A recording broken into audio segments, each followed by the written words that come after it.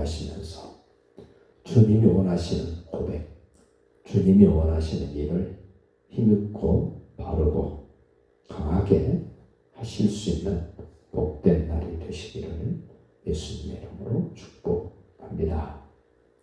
하나님의 사람으로 쓰임받아야 될 삼손, 그는 태어날 수 없는 사람이었는데 하나님에 의해서 이 땅에 태어납니다.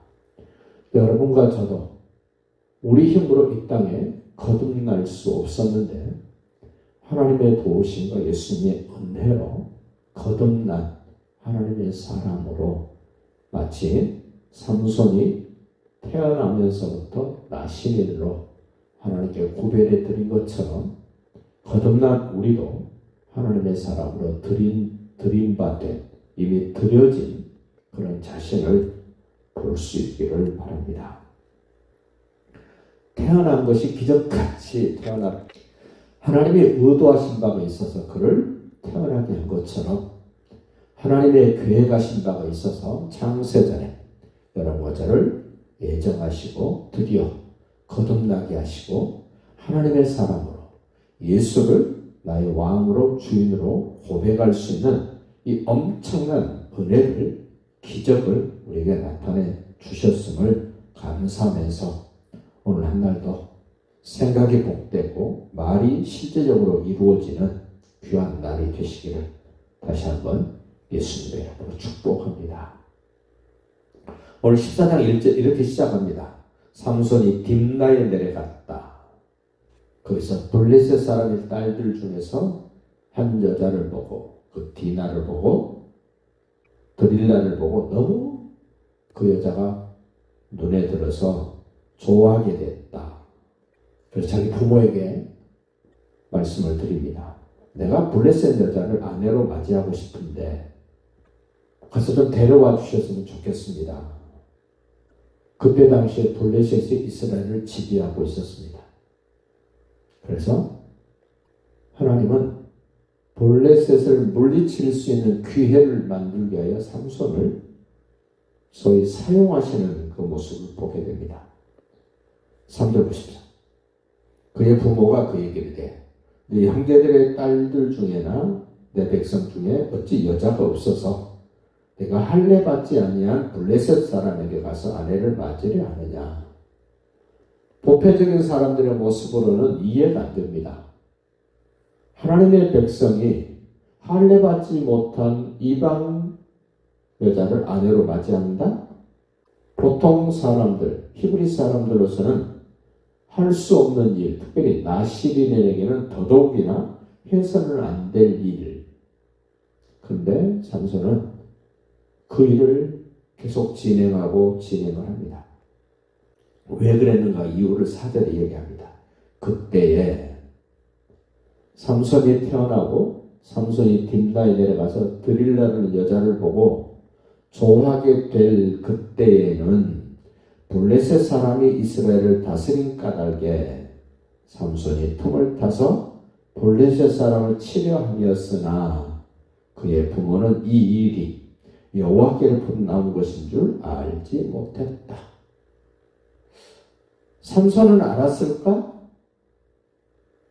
삼손은 그 일이 무슨 일인지 잘 몰랐을 것입니다마는 하나님의 영에 의해서 이끌림을 받는 구별된 나시린 삼손을 좀 보시면 그 과정을 보시면 하나님이 이끄시는 것이 보여지고 느껴집니다. 자신의 힘으로 하는 것이 아니라는 사실을 오늘 5절에 소개를 합니다. 삼손이 그의 부모와 함께 딥나에 내려가 딥나의 포도원에 이른즉 젊은 사자가 짐승입니다. 그 젊은 사자가 그를 보고 소리치는지라. 여호와의 영이 삼손에게 강하게 임하니 그가 손에 아무것도 없이 그 사자를 염소 새끼, 조그마한 염소 새끼 잡는 것처럼 잡아 찢었다.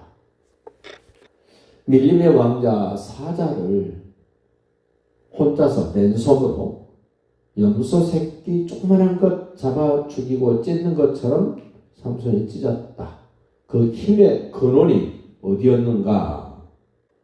분명히 하나님의 영이 성령께서 그에게 역사했다. 꼭 기억하셔야 될 게 있습니다. 구약에서의 성령님은 그 사람에게 무슨 일을 하게 하시고 그 일이 성취되면 그 성령은 그 사람에게서 떠나버리는 것이 구약의 성령입니다. 삼손에게 임했던 성령님은 하나님이 원하시는 일을 하시고 떠나버리십니다.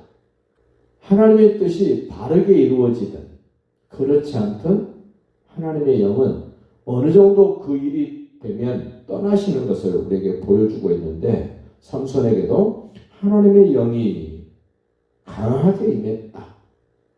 자신의 힘으로 사자 잡을 수 있는 사람이 없습니다. 그래서 삼손은 하나님의 영에 이끌려서 사자를 잡았습니다. 그리고는 그 일을 부모님에게 알리지 않았다는 것을 강조를 합니다. 7절 보십시오.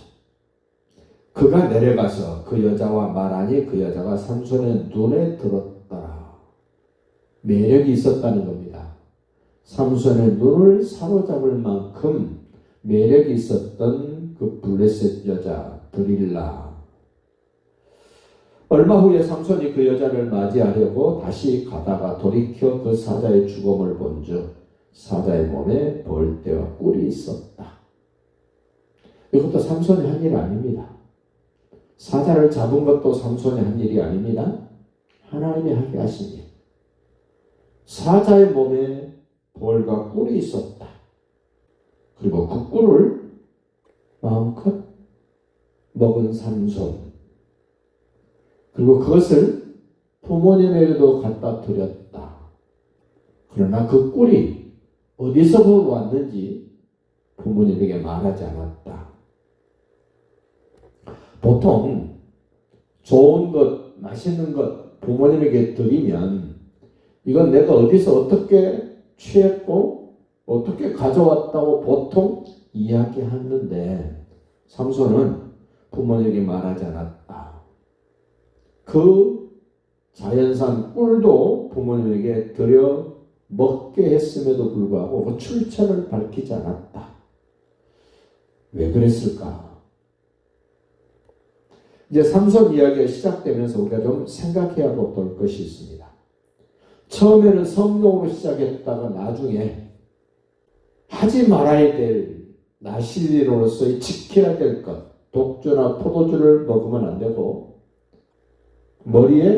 머리카락을 자르면 안 된다는 이 대전제가 있었는데 하나님의 영에 이끌리고 있는 삼손이 그것을 어기게 됩니다. 그래서 엄청난 고초를 당하게 되고 마치 짐승이 하고 있는 일 같은 연자맷돌을 돌리는 일을 하고 그의 눈이 뽑히는 어처구니 없는 일이 전개가 되는데 하나님이 말씀하신 대로 하지 않을 때 그런 모습이 되고 하나님의 영에 이끌릴 때 자신의 힘으로 할 수 없었던 젊은 사자를 잡아 죽이고 그런 일들을 하게 됐던 이 삼손의 모습을 보면서 성령의 이끌림을 받고 처음 하나님의 인도하심과 의도하심을 따라하는 것이 끝까지 지속되기가 쉽지 않다는 것을 삼손을 통해서 우리에게 교훈을 합니다. 여러분과 저도 하나님의 말씀을 따라 시작한 일이 내 생각 때문에 내 환경 때문에 내 감정 때문에 그러한 것들이 망가지거나 그러한 것들이 실패로 끝나지 않도록 끝까지 하나님의 말씀을 따라 성령의 인도를 따라 멋진 결과, 열매를 만들 수 있는 그런 믿음의 자리에 함께 하시기를 예수님의 이름으로 축복합니다.